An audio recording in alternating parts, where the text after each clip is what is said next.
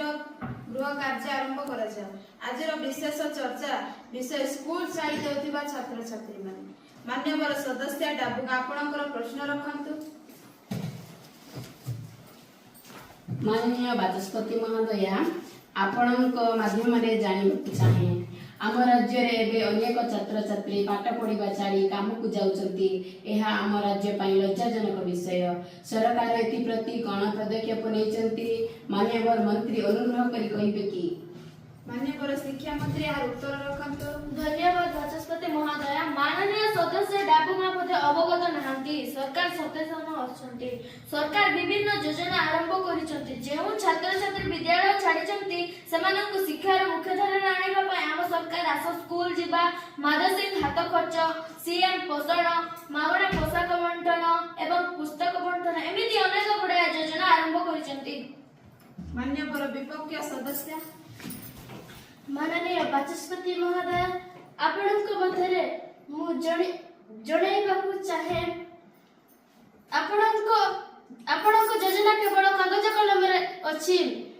राज्यर छात्र छात्री मानकर वर्तमान अवस्था कोन आपण जानिसंती। केते विद्यार्थी पाठ छाडिसंती एही प्रश्न मु समग्र मंत्रिमंडल को पचारछि। मान्यवर शिक्षा मंत्री विपक्ष सदस्य जो प्रश्नटी करिसंती गत 3 अवधि रे ग्रामांचल रे 1200 छात्र छात्री विद्यालय छाडिसंती। केही काम को गले और केही घर काम रे रहिले। एहा राज्य रो भविष्य पय चिंतार विषय। मान्यवर समाज कल्याण मंत्री धन्यवाद राष्ट्रपति महोदय। गाँव रे आमे देखुछु शिक्षार महत्व न बुझी निजर जीविका पाई शिक्षा छाड़ी पिला माने घरे रहउचंती।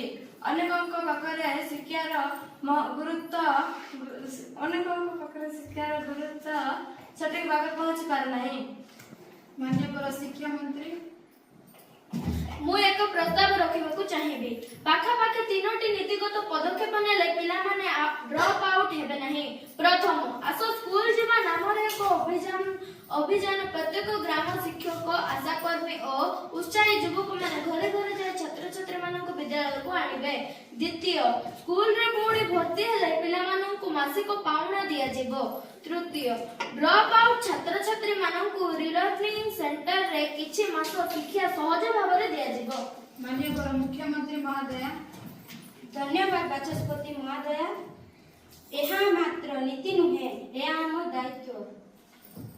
माननीय स्वास्थ्य मंत्री धन्यवाद बाचस्पति महोदय मते किछि कहबाकू सुजोग देइतिबारु। गरीब परिवार पिला माने अधिकांश विद्यालय छाडुचंती कारण से माने स्वास्थ्य समस्या रे पडुचंती।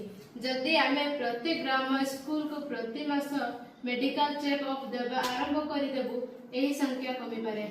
माननीय अर्थ मंत्री सब योजना भल किंतु बजेट केउठी आसीबो पुणी किछि अनुदान संगठन एवं सीएसआर जगु आनी पारिबा की। माननीय मुख्यमंत्री महोदय प्रत्येक विभाग दिनक भितरे अनुदान योजना देव शिक्षा मंत्रालय से काम को नेतृत्व नेबे। माननीय ग्रामीण उन्नयन मंत्री धन्यवाद बाचस्पति महोदय।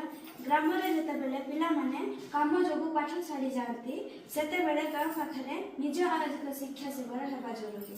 माननीय परिवहन मंत्री धन्यवाद बाचस्पति महोदय। गाँव विद्यालय दूर रे तिबारु विद्यार्थी माने स्कूल जिबा आसीबा असुविधा तेणु स्कूल बैंक योजना आरंभ हेबो। माननीय शिक्षा मंत्री एहा को आंचलिक सेल्फ हेल्प ग्रुप संचालन करि परिबे। माननीय मुख्यमंत्री महोदय आमे मात्र सरकारी योजना रे रहिले हेबो नाही।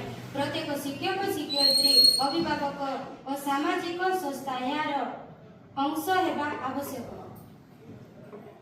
एही मिशन कामे आस स्कूल जीवा नाम देबा एहा राज्यर प्रत्येक पिलांक पाई शिक्षा रास्ता खोली देबो। आमे चेष्टा करिबा आगामी किछि मास मध्य रे 40,000 विद्यार्थी को पुणी शिक्षा पद को फेरे आनिबा। एहा एक आलोचना नुहे एहा एक प्रतिज्ञा। शिक्षा अछंती एक अविरत यात्रा। आस सबिए पढिबा सबिए पढिबा।